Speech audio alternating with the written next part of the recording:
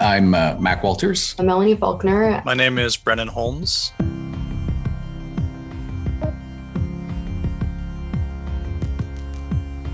I think I started at BioWare back in about the year 2000. I worked in gameplay programming, AI, sort of a creature designer, kind of all over the place. I started when Mass Effect 3 was just kind of starting full production. I've been at BioWare now almost 18 years and was a writer and lead writer on the entire trilogy as well, back in the day.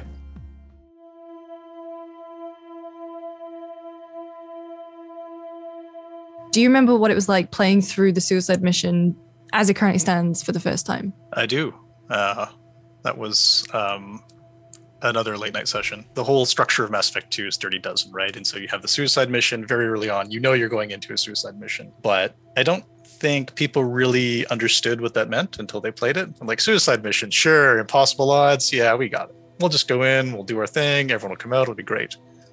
But depending on how you play it, you can literally massacre everyone. It's a feeling of responsibility. It's the whole Spider-Man thing where you just, great power, you become the Shepard and all of a sudden you have this responsibility for your squad. I think it was just all part of that holy crap moment that I've done this, that fed into it. You are responsible for this mission. You have to make all these little life or death choices for every character and you have no idea how they're going to play out. Maybe Tally does die in those vents, or maybe you pick the wrong leader for this sequence. Or I think it's just looking at sort of the impact that had on the community to this day. So there's been guides written, there's the massive standard flow chart that people look at now, for walking through that. I still reference that when I go back for my playthroughs because I can't remember all the various things for that. I know Preston had one of those that he kept hidden. He didn't show too many people. I never saw the flowchart. You have to have that all documented somewhere because there are just so many decisions and branches, and it's incredible. It was a slightly different structure than we normally do. This one was definitely a lot more open in that you could go and recruit anyone you want. And then the loyalty missions were kind of there or not and kind of optional. And if you wanted to kind of just rush right to the end, you could. Because that only works if you're attached to those characters, if you care about them. If you don't really care about them, then it doesn't really have a lot of impact. You don't care about sacrificing so-and-so. It's tricky to make sure that people had enough time to really live with these characters, especially with such a large cast. You need to make sure that they all have enough time to breathe and really kind of, you can get attached to them and invariably care about whether they live or die. I remember us having conversations around, we'd see kind of a mock-up and be like, that's not really a heroic death. There's either not enough time or but we didn't have enough time to actually even in the structure of the mission to kind of give every one of those sequences sort of the same weight. Because also it has to keep moving, right? I think the most ignoble one, is the doorway one where the doors are closing and someone's looking out, they just get shot in the head and then they're dead. I lost so many people the first time because it wasn't as clear as it is now. I think we've cleared it up a little bit more. So I made some bad choices. Yeah, not a lot of people made it through. So I remember actually playing it over and over and over and over that night, trying to get different outcomes and making just lots and lots of bad choices. I had a little spreadsheet actually where I was starting to go through and try every possibility. Then I just ended up asking Preston the next day. It's like, how the hell do you do this? Everyone keeps dying.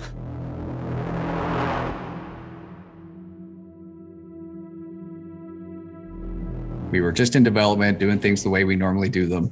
And then, there's kind of this rumor mill going through the offices of, have you seen Charge? Have you seen Charge? Have you seen it? That was one of the challenges that I took on at the end of sort of mid Mass Effect 2, because I'd expressed an interest in moving to design. So Christina Norman, the lead gameplay designer, said, okay, well, make a power for this class and make it interesting. It was game devs doing what game devs do, which is experimenting and trying something cool. The Vanguard's coolest power is definitely Biotic Charge, and only Vanguards get this power. It started as a sliding elbow to the face kind of thing, where you'd slide across the ground and it felt just terrible. Then we did a whole bunch of different iterations and worked on the time dilation and the timing and everything. It completely broke all the levels because the player literally is teleporting all over the place, and level designers don't like it when the player is just suddenly across the map. So we had to come up with all sorts of really interesting ways of solving that. And we had some conversations even about cutting it, but we just kept pointing to it and saying, look, it's so much fun. It's so much fun.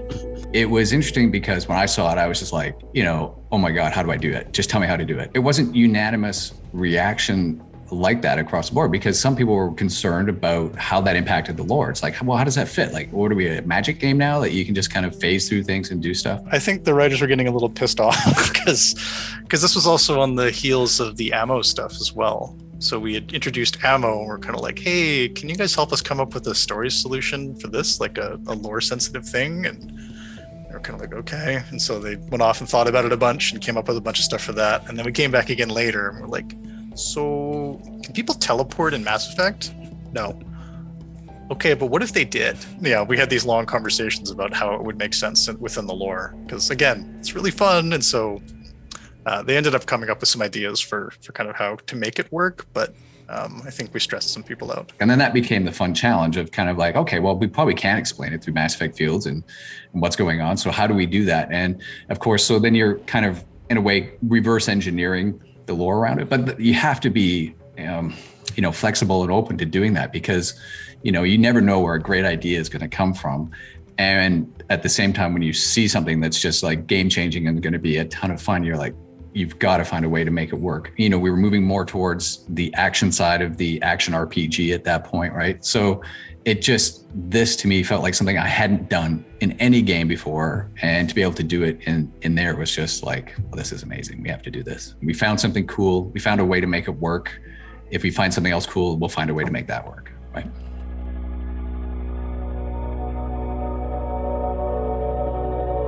The Geth Quarian conflict, it's one of the central conflicts for the whole trilogy, and it's sort of the backdrop against which a lot of the first two games play out before you see the resolution in the third. It's kind of just always there. I think just really seeing the conclusion of that, it's been building for that entire trilogy, but that's just a hugely impactful moment. For me, Tally's kind of big moment in Mass 3 was a really big deal as a dev, because that was right when I was first starting and I was in localization, but I was lucky to be invited to a cinematic review at the time. I can remember the Leeds review where we looked at it.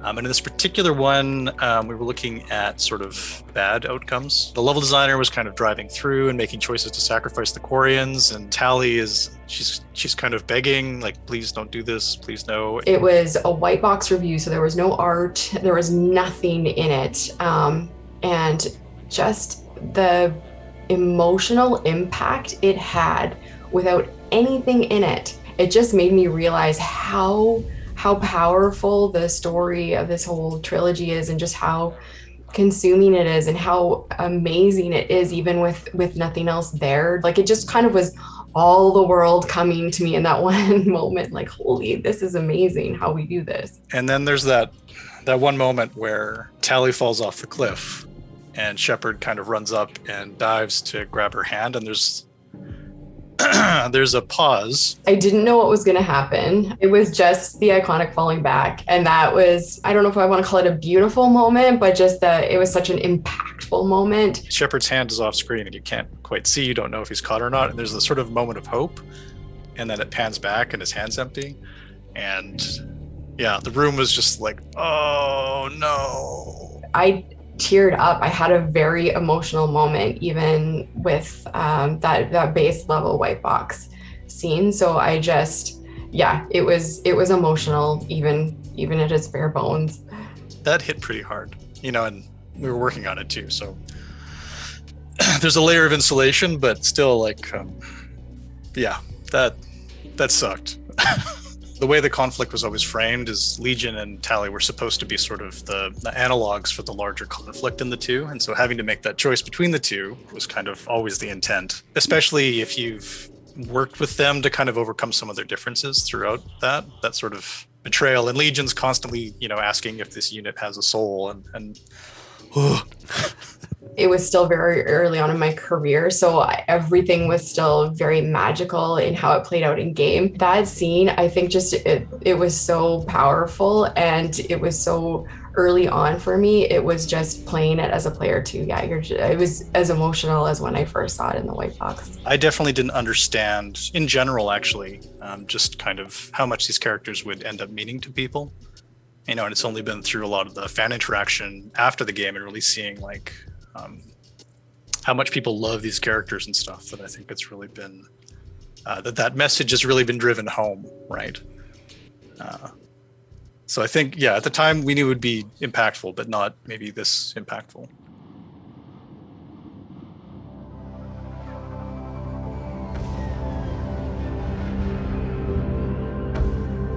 It's a little bit like the tally moment for me in Mass Effect 3 was my first Mass Effect game on the dev side. And just a child, like everything so fragile. And then climbing into that ship and just how delicately it was animated. And he seemed so real and, you know, kind of struggling to get in there like a kid would. And it just summed everything up almost in that one motion. It just kind of captured everything for me as far as the emotion goes. It's just so heartbreaking. We have such amazing animators, and that animation was just done so well. And the moment, that whole scene, how it plays out.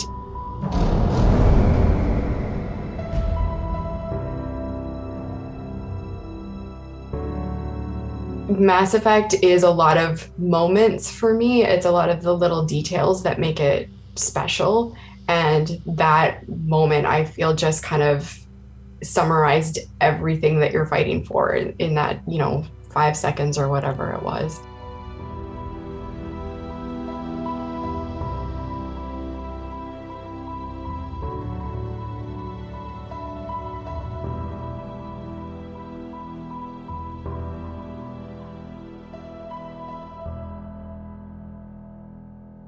For us, we knew this was sort of wrapping up Shepard's story, and there's so many goodbyes in that final few hours of the game, right? And to me, Anderson had been one of those characters who had just supported Shepard all the way through, no matter what, was always there for you, and really kind of represented that father figure.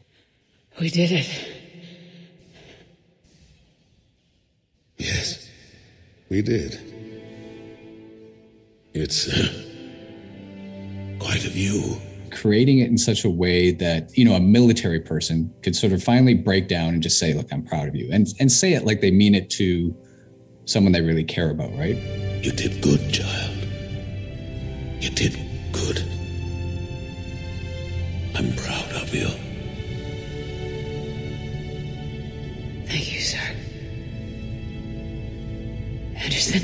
The series is wrapping up. So all these experiences we were having as a team, but also with people like Jen Hale and Keith David and the actors and everything, this was all kind of coming to an end as well. So it was kind of also describing the end of our journey, at least as that group, right?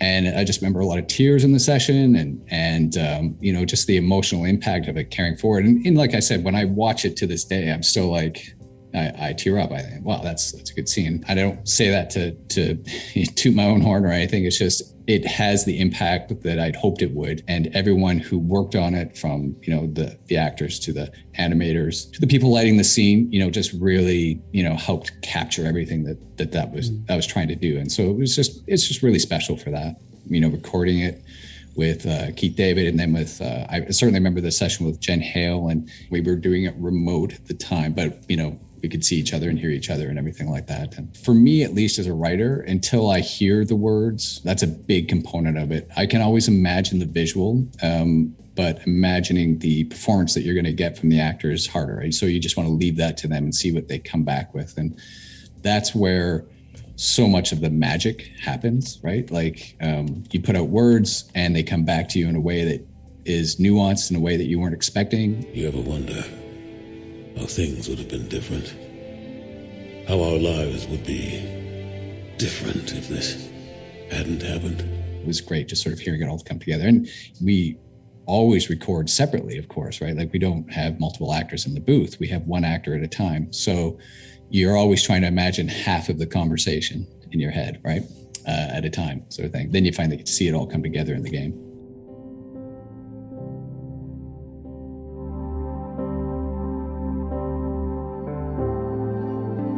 When thinking about my favorite Mass Effect moments, it does kind of play out like a montage, and I don't know if that's all of the 80s movies I watched growing up, but Shepard dancing is in that montage probably in more than one place. Again, I think it's just the little details that go into Mass Effect that make it such a rich world. This very serious space soldier just taking a moment, you know, for a little dance break. I love that. A lot of my favorite characters over my decades of watching movies and playing games and reading, they're the human ones, the ones who you see make mistakes or that they're not quite perfect. And in Shepard, you're not perfect. You're making these decisions and you don't get everything that you want. And yeah, just he's not a great dancer either. So it just rounds him out nicely. Thank you all for your loyalty and support. Like, I've been working on Mass Effect for, I think with Legendary Edition, it'll be like 10 years, right? A lot of these characters and these gameplay systems and all this stuff, like it's kind of like an old friend in a lot of ways. It's been very nostalgic coming back and kind of just seeing all this old stuff, kind of working with it again and trying to polish it up and bring it forward a bit. The game itself is one thing, like how that changed me as a player and just how that opened me up to just so many different games. But it's more on the working side of it and just the team and the people that I have met creating Mass Effect and getting to be part of the franchise.